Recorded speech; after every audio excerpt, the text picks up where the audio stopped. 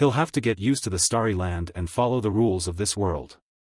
Basically, living by the law of the jungle. Here he can have 50 women and be the richest in the world as long as he's tremendously strong. The system strangely congratulates him for understanding how this place works, and he gains 10 contribution points. He didn't know that there were secret missions like this. The system explains that there are main missions, secondary missions, and secret missions. And lastly, there's something called epic missions, but he's too weak to know about that. Our boy already wants one of those, knowing the reward must be great. The system tells him that when he reaches the right level, those missions will be unlocked. He asks when that will happen, and the system says that information is not available. He celebrates at least gaining 10 points to buy something in the shop. At that moment, someone slashes him in the face with a sword.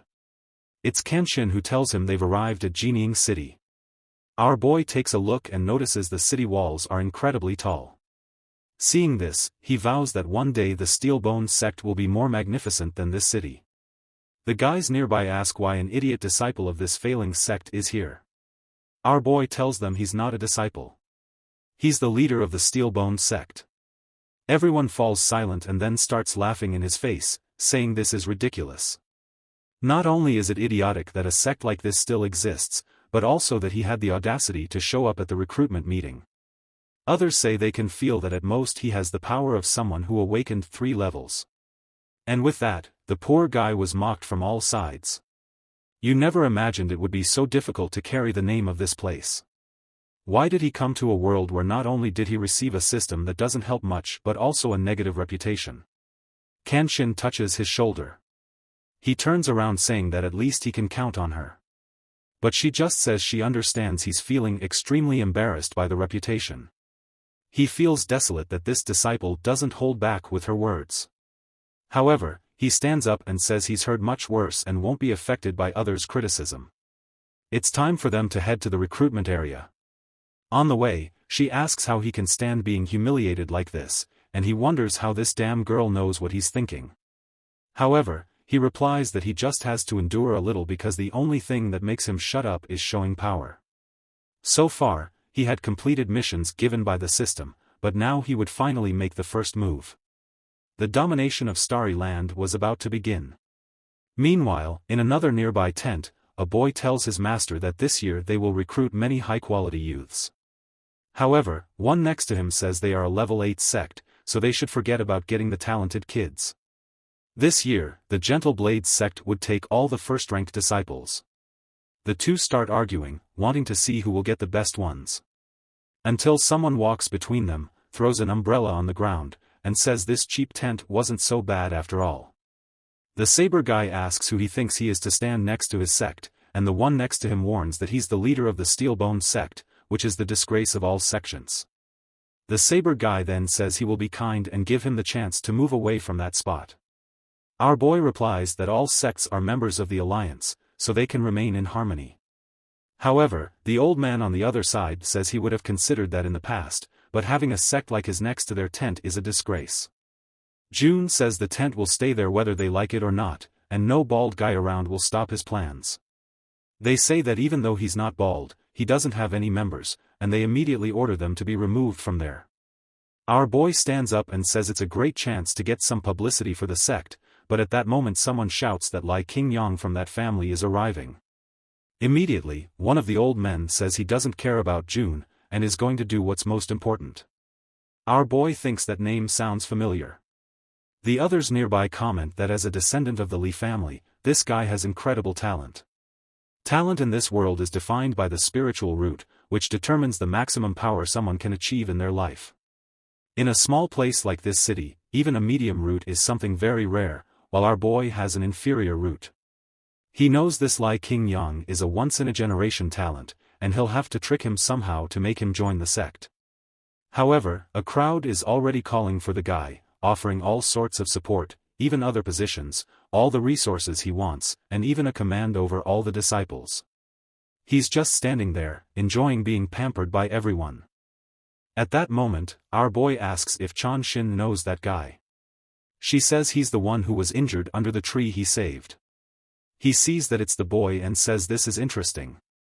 At that moment, an old man approaches and calls out to King Yang, asking if he wants to join the Kongshin Mountain sect. Everyone knows this is a level 5 sect in Qingyang City. Considering how talented the boy is, it's definitely a great option. Our boy tries to pretend this doesn't mean anything to him, but is disheartened that there are such strong people around. But then someone approaches. It's King Yang, who asks if the guy there is the leader of the Steel Bone sect. Everyone is confused, wondering why he would go to that trash sect. Chan says yes, he's the leader of the incredible Steel Blood sect. The bald men wonder if they're hallucinating seeing this. Why is the genius of Qingyang City bowing to that trash?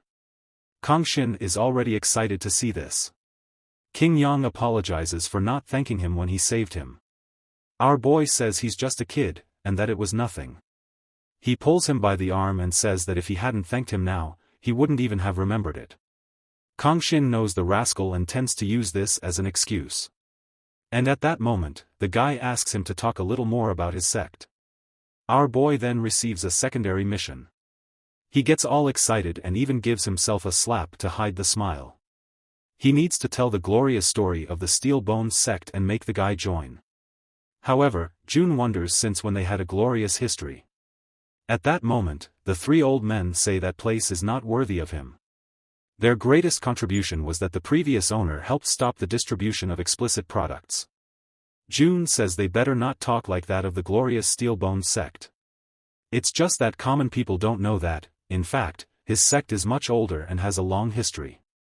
King Yang asks to know more, and the others wonder why the boy seems interested. So, our boy asks if he knows about the Eastern Sea. King Yang says he's heard it's an endless sea full of terrifying sea creatures. Jun then says that at the end of the sea lies the state of LA. There you'll find two divine mountains, the Flower Mountain and the Steel Bone Mountain. Our boy decides to adapt an existing story that no one there knows. He says that the Steel Bone sect was born from this mountain. The first elder of the sect was known as Sun Wukong, also called the Monkey King. The people around say that this story sounds pretty realistic. Could it be true? However, the old man shouts that it doesn't make sense. The Eastern Sea is extremely dangerous and even martial emperors don't dare venture into it. Besides, he's never heard of this state of LA or this mountain. Jun says that clearly, old man doesn't know anything about Starry Land. The old man starts cursing, saying he's been around much longer than Jun, and then asks him to tell the story of this Sun Wukong. Jun then says that Wukong's master gained the power of nature after being incubated for more than 1,000 years. He then fled to the Fenglia Mountains, where he practiced. All this, of course, is a story he's stealing. The old man says it doesn't make sense for him to have incubated the power for so long since humans are made of flesh and bone. Jun says that apparently, the old man knows less than he thought and doesn't understand the evolution of all creatures. The old man replies that everything he's been saying makes no sense. However, King Yang simply says he never imagined they had such a rich history. But even if this sect has such a past, what is the advantage of joining it now? The old man gets emotional. That was the perfect question. Even if they have a history, the sect is worthless now. Our boy says that indeed nothing lasts forever and the sect became what it is now. However, this also proves they have survived through time, showing a solid foundation. And their knowledge is applied in things like the pill he gave away. King Yang knows that the pill healed him in seconds, as if by a miracle. Not to mention that he gave it to a stranger he didn't even know, which isn't normal in this place. Maybe what he's saying makes some sense. Our boy then says he will revitalize the sect and what the others can offer now might be slightly better. But only with them would King Yang become a true martial emperor. The old man shouts, asking how he dares say such things. An emperor is the highest stage a human can reach. However, King Yang interrupts his speech saying okay and agrees to join the Steel Bone sect. With that, it's confirmed. The 16-year-old boy, a top-ranking talent at level 10, had joined the sect. With this, Jun earns 5 points. Man, this system is stingy. But now, they have 3 members and 20 contribution points. The old man approaches King Yang, saying he has a promising future and shouldn't waste his superior root on such a trashy sect. However, Jun says that while the situation isn't great now, it won't stay that way for long. He guarantees that within 3 years at most, his sect will surpass the Kongshin Mountain sect. The old man asks what he means by surpassing their sect and says he better learn to choose his words carefully. Making his sect stronger than Kongshin Mountain, he'll have to help the boy understand the difference between the two. However, King Yang calls for Elder Mei and asks him not to disrespect his sect leader. The old man is confused about when this happened. He then turns around and says he understands and wants to see how Jun will develop this place. Until someone asks Elder Mei to wait a minute. It's Master Lai, King Yang's father, who says his son is still very young and naive. He will accept the offer on his son's behalf. However, King Yang says he's already in the Steel-Bone sect. But his father orders him to shut up, saying that this decision affects the entire family, so it's not up to him. The boy, however, responds that his father taught him to be honest, and now that he's joined the Steel-Bone sect, he's not leaving. Angry, his father says that if he doesn't leave this sect now, he will no longer be cared for as a son and immediately starts coughing, his health deteriorating. The man next to him tells the young master to understand that his father is sick and cannot be stressed. Another adds that being just to his father is the basis of all virtue, so he shouldn't act this way. King Yang remains silent. Then someone touches his shoulder. It's our boy who says he guarantees that King Yang will go far. The old man is furious because he knows this boy was tricked by this scoundrel.